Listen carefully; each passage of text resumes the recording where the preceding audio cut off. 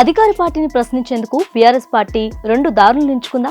Wait and see అని కొందరు అంటుంటే లెట్స్ అటాక్ అని ఇంకొందరు ప్రభుత్వాన్ని నిలదీస్తున్నారా? ప్రజా సంక్షేమమే పరమావధి అంటున్న గులాబీ పార్టీ అనుసరించే వ్యూహాలు చూస్తుంటే ఈ అనుమానాలు రాకమానవు. రేవంత్ సర్కార్ మాట తప్పిందంటూ కొందరు గులాబీ నేతలు ప్రభుత్వాన్ని ప్రశ్నించి కేసులు ఎదుర్కొంటుంటే మరికొందరు మాత్రం ఇది సమయం కాదు, సంయమనం పాటిద్దామని సైలెంట్ గా ఉంటున్నారట. ఈ ద్వంద్వ వైఖరి అటు పార్టీ అభిమానులకు, ఇటు సామాన్య ప్రజలకు కాస్త కన్ఫ్యూజన్ కి గురిచేస్తోంది.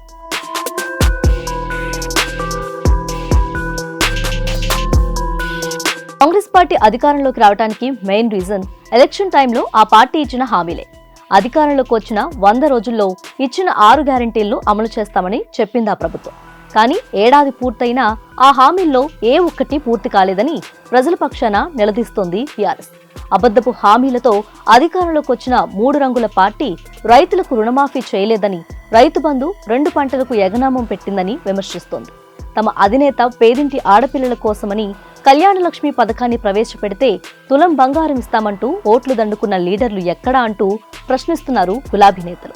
ఇచ్చిన హామీలను, చేసిన వాగ్దానాలను నిలబెట్టుకోవాలంటూ అధికార పార్టీని ఎక్కడికక్కడ ప్రశ్నిస్తున్నారు. ఇక్కడే కాస్త చిక్కొచ్చింది.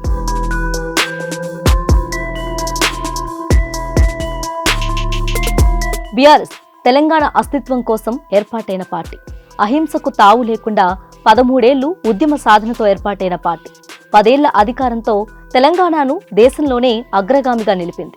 కానీ ఆ తర్వాత జరిగిన ఎన్నికల్లో ప్రజాదరణకు దూరమై ప్రతిపక్ష పార్టీగా మిగిలిపోయింది. అయినప్పటికీ ప్రజా తీర్పే శిరోధార్యం అంటూ ప్రజల తరపున పోరాటం చేస్తోంది.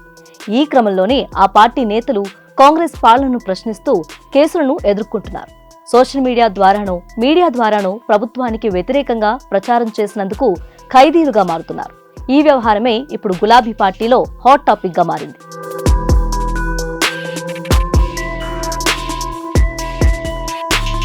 అహింసే ఆయుధంగా ఆవిర్భవించిన పార్టీలో కొందరు నేతలు ప్రజలకి కాంగ్రెస్ చేస్తున్న అన్యాయంపై పోరాటం చేయాల్సిందే అంటుండగా, మరికొందరు మాత్రం అధినేత మాట జవదాటకూడదని మన టైం వచ్చే వరకు వెయిట్ చేద్దామంటున్నారట. ఇటీవల కొందరు బీఆర్ఎస్ నేతలు ప్రభుత్వాన్ని నిలదీసినందుకు పోలీస్ స్టేషన్ చుట్టూ తిరగాల్సి వచ్చింది. ప్రశ్నించిన ప్రతిసారి శాంతి భద్రతల సమస్యల పేరుతో పోలీసులు ఎక్కడికక్కడ అడ్డుకోవడం జరిగింది. ఇదంతా చూసిన అధిష్టానం కాస్త సంయమనం పాటించాలని పిలుపునివ్వడంతో కాస్త మిగతా వాళ్లు కూడా సైలెంట్ అయ్యారట. ప్రభుత్వాన్ని నిలదీసి కేసులు ఎదుర్కొంటున్న వారిలో ఎమ్మెల్సీ కవిత అభిమానులు కూడా ఉందని ఓ టాక్ నడుస్తోంది.